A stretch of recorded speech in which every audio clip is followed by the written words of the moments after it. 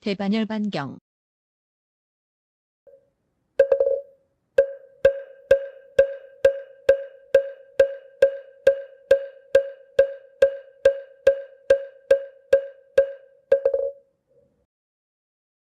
무엇을 이치라고 하는가? 내가 없는 것은 생사이며 나라는 것은 열애이며 무상이라는 것은 성문, 연각이며 황상한 것은 열애의 법신이며 괴로운 것은 모든 외도들이며 즐거운 것은 열반이며 부정한 것은 함이 있는 법이며 깨끗한 것은 부처님과 보살이 가지는 바른 법이다. 이것은 뒤바뀌지 않은 것이니 뒤바뀌지 않았으므로 글자도 알고 이치도 안다고 하는 것이다. 만일 네 가지 뒤바뀜을 멀리 여의려거든 마땅히 열애에 항상하고 즐겁고 나이고 깨끗함을 알아야 한다. 그때 모든 비구들이 부처님께 말씀드렸다. 세존이시여, 부처님 말씀과 같이 네 가지 뒤바뀜을 벗어난 이는 항상하고 즐겁고 나이고 깨끗함을 분명히 알 수 있다고 한다면 열애께서는 지금 네 가지 뒤바뀜이 없으시니 이미 항상하고 즐겁고 나이고 깨끗함을 아셨을 것입니다. 이미 항상하고 즐겁고 나이고 깨끗함을 알았다면 어찌하여 한 겁이나 반겁을 머무시면서 저희들을 가르치고 이끌어 네 가지 뒤바뀜을 여의게 하지 않으시고 저희를 버리고 열반에 드시려 하십니까? 열애께서 만일 불쌍히 여겨 가르쳐 주시면 우리도 지극한 마음으로 받들어 익힐 것이나 열애께서 열반에 드신다면 저희들이 어떻게 이 삼독의 몸과 함께 있으면서 범행을 닦겠습니까? 저희들도 역시 세존을 따라 열반에 들겠습니다. 그때 부처님께서 여러 비구들에게 말씀하셨다. 너희들은 그런 말을 하지 마라. 내가 가진 위없는 바른 법을 이제 모두 마하가섭에게 부촉하였으니 가섭은 너희들의 큰 의지가 될 것이다. 마치 열애가 모든 중생이 의지할 때가 되듯이 마하가섭도 너희들의 의지할 때가 될 것이다. 마치 저 임금이 다스릴 일이 많지만 여러 곳으로 순행할 때에는 국가의 온갖 일을 대신에게 부촉하듯이 열애도 그러하여 정법을 마하가섭에게 부촉하였다. 너희들이 먼저 익히던 무상하고 괴롭다는 생각은 진실하지 않다. 비유하면 봄철에 여러 사람이 큰 연못에서 목욕하고 배를 타며 놀기도 하다가 유리보배를 깊은 물속에 빠뜨려 잃어버리고 여러 사람이 물에 들어가서 다투어 그 보배를 찾을 때에 돌이나 기왓장이나 나무나 자갈을 집어들고 유리보배를 찾은 줄 여기면서 기쁜 마음으로 가지고 나와서 보고서야 참 보배가 아닌 줄을 아는 것과 같다. 보배는 아직도 물속에 있어서 보배의 힘으로 물이 맑아지므로 여러 사람들이 물속에 있는 유리보배 보기를 공중에 밝은 달을 우러러보듯 한다. 그때 대중 가운데 어떤 지혜 있는 사람이 있어서 방편으로 천천히 물에 들어가 보배를 찾아내는 것과 같다.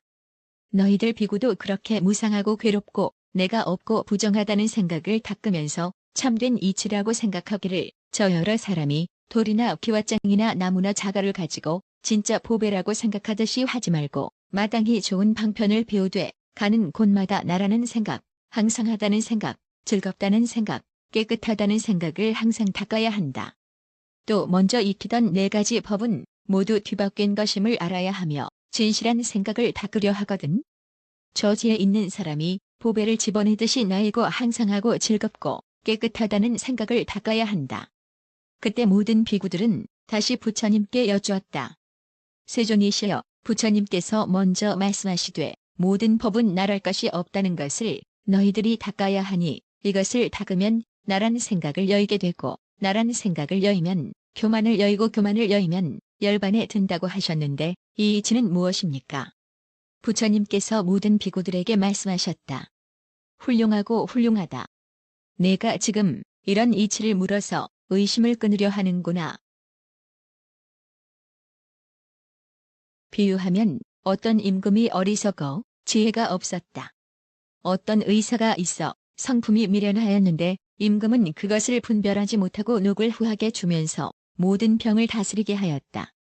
그랬더니 의사는 한 가지 우유약만 쓰면서 병이 생긴 원인은 알지 못하였다. 우유약을 쓰면서도 풍으로 생긴 병인지 냉기나 열기로 생긴 병인지도 알지 못하고 무슨 병이든지 우유약을 먹게 하였지만 임금은 그 의사가 우유의 좋고 나쁜 것을 분별할 줄 모르는 것도 알지 못하였다. 그런데 어떤 뛰어난 의사가 있어서 먼 나라로부터 오게 되었는데 8가지 의술을 통달하여 가지각색병을 분명하게 치료하면서 여러 가지 처방과 약을 잘 알았다. 그때 예전 의사는 그 뛰어난 의사에게는 물으려고도 하지 않고 제가 잘난 듯이 없이 여기는 마음만 내었다. 그 명의는 일부러 예전 의사에게 청하여 스승이 되어 달라 하면서 의술과 처방의 비법을 묻고 말하였다. 나는 지금 당신을 선생으로 섬기려 하니 나에게 잘 가르쳐 주십시오.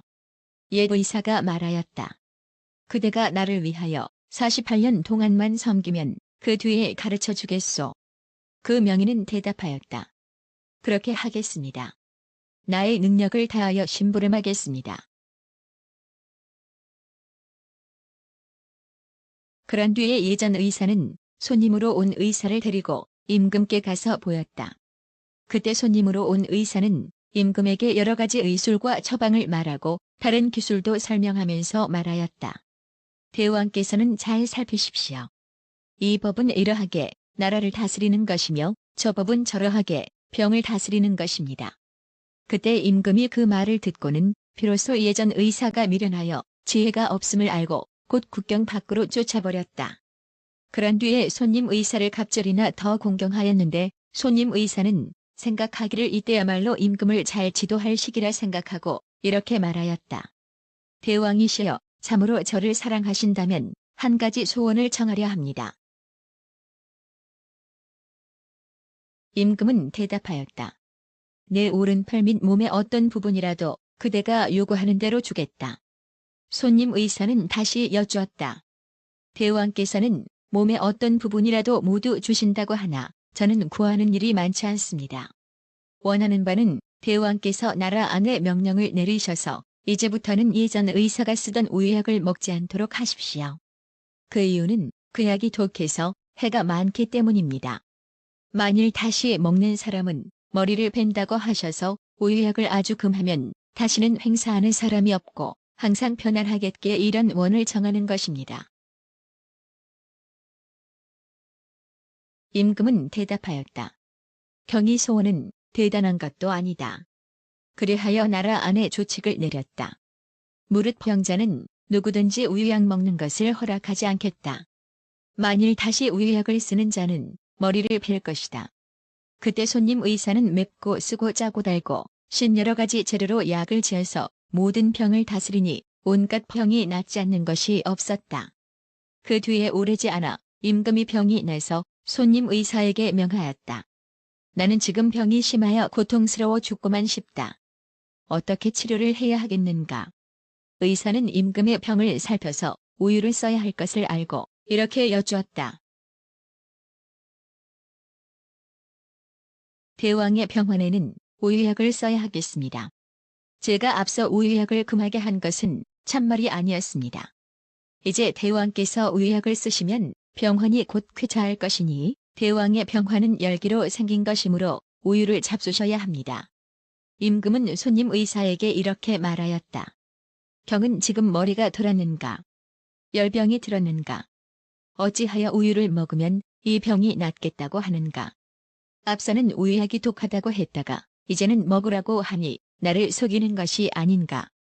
예전 의사가 시키던 우유약이 해롭다고 하여서 쫓아내게 하더니 이제는 병에 가장 적당한 좋은 약이라 하니 경이 말과 같다면 예전 의사가 경보다 낫지 않은가? 이때의 손님 의사는 다시 여쭈었다. 대왕은 그렇게 말씀하실 것이 아닙니다. 마치 어떤 벌레가 나뭇잎을 먹어서 글자를 이루었다 할지라도 이 벌레는 글자인지 아닌지를 알지 못합니다. 지혜 있는 이는 이 벌레가 글자를 안다고 하지도 않고 이상하게 생각하지도 않을 것입니다. 대왕이시여, 예전 의사도 그와 같아서 병의 증세는 알지도 못하면서 일률적으로 우유약을 쓰라 한 것은 마치 저 벌레가 우연히 글자를 이룬 것과도 같습니다. 예전 의사는 우유약의 성질도 모르고 쓰게 한 것입니다. 임금은 물었다. 어찌하여 우유의 성질을 모른다 하는가? 손님 의사는 이렇게 대답하였다. 우유약은 독한 것도 있고 감로 같은 것도 있습니다. 우유약이 감로 같다는 것은 젖소가 솔지gem이나 미끄러운 풀이나 깨어진 보리 따위를 먹지 않고 송아지가 유순하고 놓아 먹이는 데가 높은 데도 아니고 낮은 데도 아니며 맑은 물만 먹고 뛰어달리지도 않고 황소와 함께 있지도 않으며 먹는 것이 알맞고 다니고 머무는 데가 적당하면 그런 소에 젖은 모든 병을 치료할 수 있는 것이므로 감로 같은 좋은 약이라 합니다. 그런 우유를 제외한 나머지는 모두 독하고 해로운 것입니다.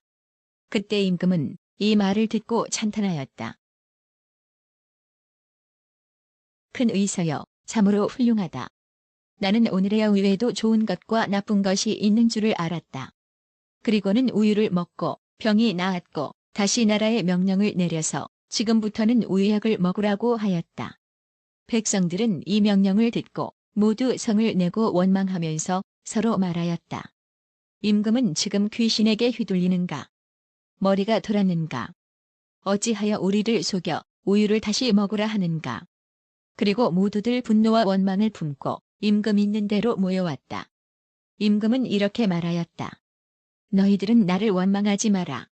이 우유를 먹지 말라고 하였다가 또 먹으라고 하는 것은 모두 의사가 시킨 것이지 나의 허물이 아니다. 그리하여 임금과 백성들은 모두 뛸듯이 기뻐하며 손님 의사를 공경하고 공양하였고 모든 병자들이 우유약을 먹고 병이 나았다. 너희 비구들이여 열애, 은공, 정변지, 명행족, 선서, 세간에, 무상사, 조장부, 천인사, 불, 세존도 그와 같아서 훌륭한 의사로서 세간에 나서 모든 외도인 나쁜 의사를 항복받는 것이다. 그리고 사부대중에게 말하기를 나는 유명한 의사인지라 외도들을 굴복시키기 위하여 나라는 고집도 없고 사람이란 고집, 중생이란 고집, 오래 산다는 고집도 없고 양육과 직연과 짓는 이받는 이가 모두 없다고 하였다. 비구들이여 외도들이 나라고 말하는 것은 벌레가 나뭇잎을 먹어 글자를 이룬 것과도 같다. 그래서 여래께서는 불법에는 내가 없다고 말하였으니 중생을 조복하기 위한 것이며 시기를 아는 까닭이다. 그래서 나랄 것이 없다고 하다가 인연이 있어서 또 내가 있다고 하였으니 정명이가 우유에 약되는 일과 약되지 않는 일을 잘 아는 것과 같은 것이며 범부들이 헤아리는 나라는 것과는 같지 않다. 범부나 어리석은 사람이 나라고 헤아리는 이는 혹은 크기가 엄지손가락 같다 하고 혹은 겨자씨 같다 하고 혹은 티끌 같다고 하는데 열애가 말하는 나라는 것은 그런 것이 아니다. 그러므로 모든 법이 내가 없다고 하지만 진실로 내가 없는 것도 아니니 어떤 것이 나인가? 만일 어떤 법이 진실하고 참되고 항상하고 주제가 있고 의지가 있어서 성품이 변하지 않으면 이것을 나라고 할 것이니 정명이가 우유약을 잘 아는 것 같다. 열애도 그와 같아서 중생을 위하기 때문에 모든 법 가운데 진실로 내가 있다고 말하는 것이다. 그러므로 너희 사부대중은 이렇게 이 법을 닦아 익혀야 한다.